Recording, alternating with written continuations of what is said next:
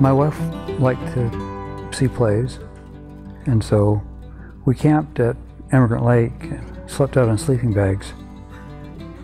Everything I owned was in the trunk and back seat of the car, which wasn't that much.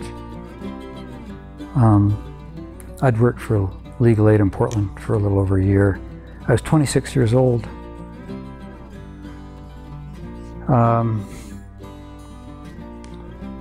A lawyer, for what that's worth, but didn't know anything other than the legal aid work I'd done.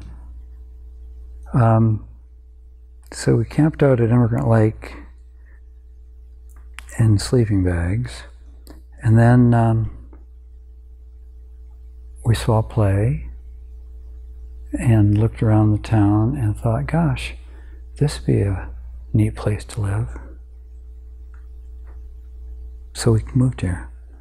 And we had enough money to put down first and last on a place, and enough to pay utility deposits, and then to live for maybe a month.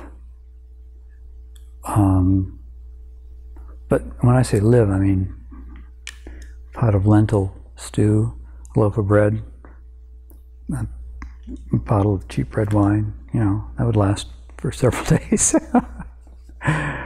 So anyway, that was the start. What was the town like then? Very friendly, very slow-paced.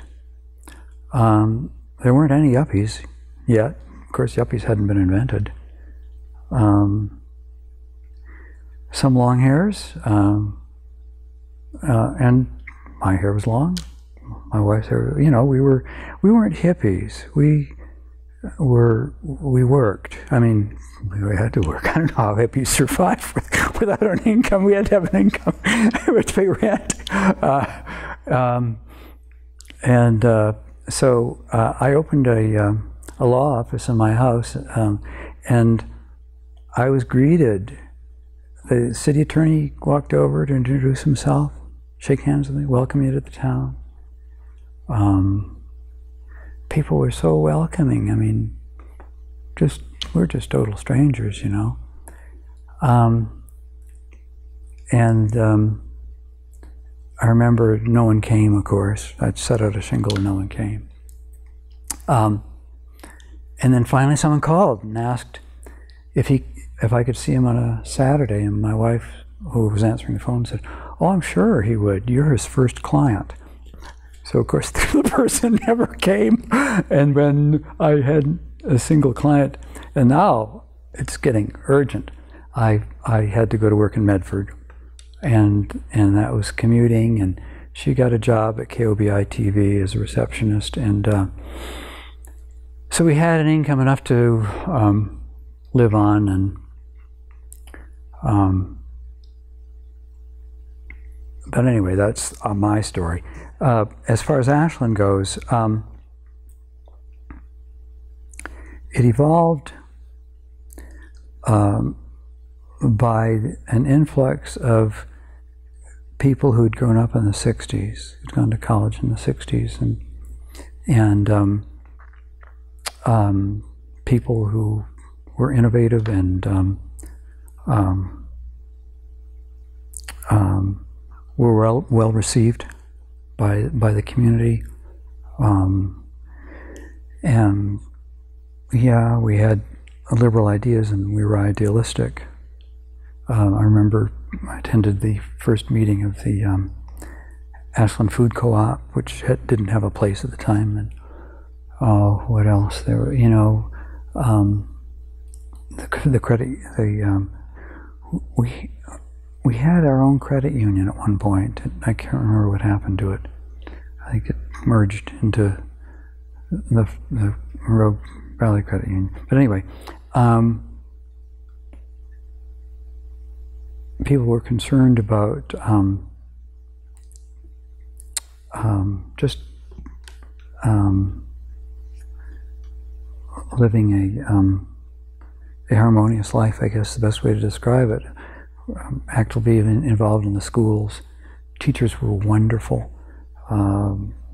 My kids went to Briscoe, but teachers throughout were wonderful. And the YMCA at that time, even though we had no money, I know how we survived. I got involved in the Y when my kids were, well, when my son was, let's see, he's 44 now, he would have been 6, so whatever that is, 38 years ago. And I coached his soccer teams and basketball, and when my daughter got a little older, hers as well. And it was wonderful because everybody knew, you know, the thing was just stitched together.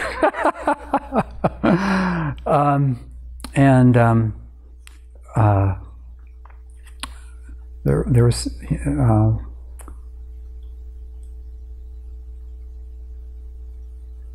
and so I got on the board when Pat Flannery was the executive director, which early 80s maybe, and then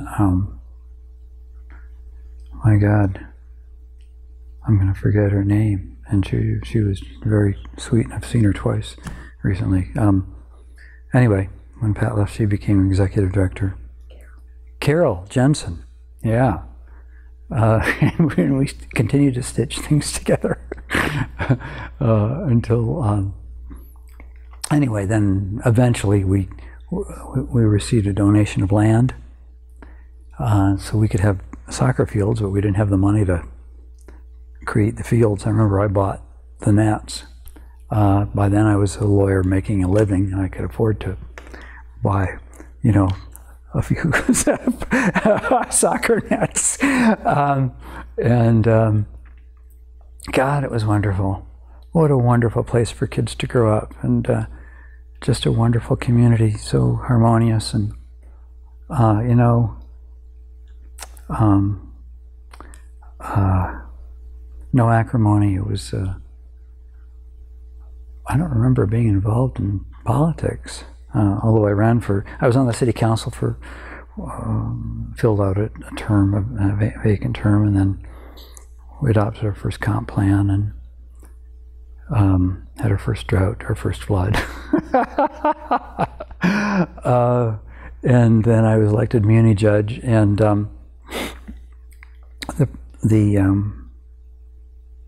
it was great. Then we noticed a bit of a change, that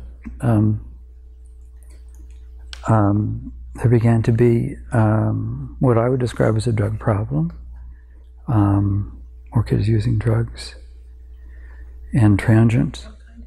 Oh, mostly marijuana, but other stuff too, you know.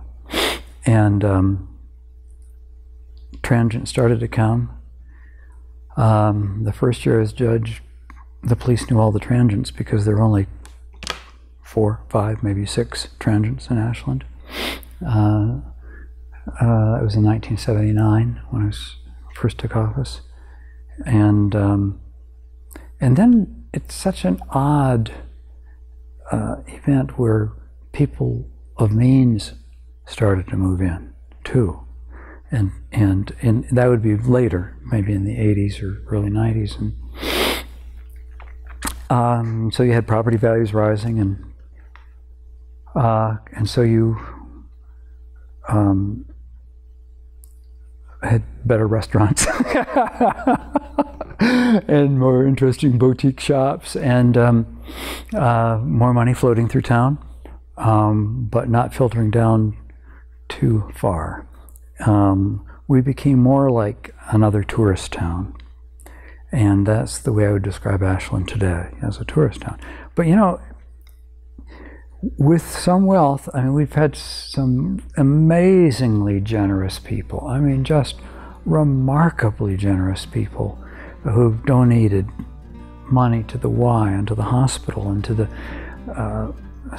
schools foundation and to SOU, you know.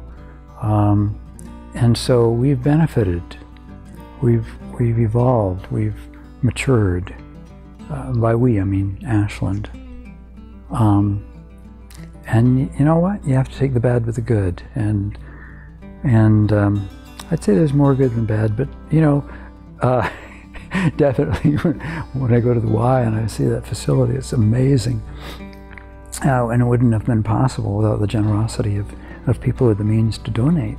And then we're going to have a camp on Lake of the Woods, which is the result of the amazing generosity of Sid and Karen DeBoer. And oh my God, it was built with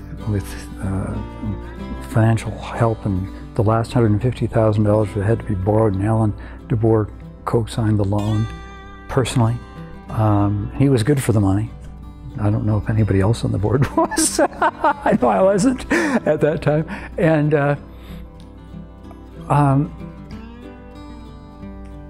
but it's not just the why. You look around and see how organizations have flourished with generous people. The town has matured. And you know, I may look back and think of the simpler times when my kids were little, and you know, it was a treat to go to the Dairy Queen when we had a Dairy Queen, which I miss, or the Lithia Frosty, where you get an ice cream cone after going to the concert in the park on a Thursday night. But that's progress, and you know, it's okay. That's all.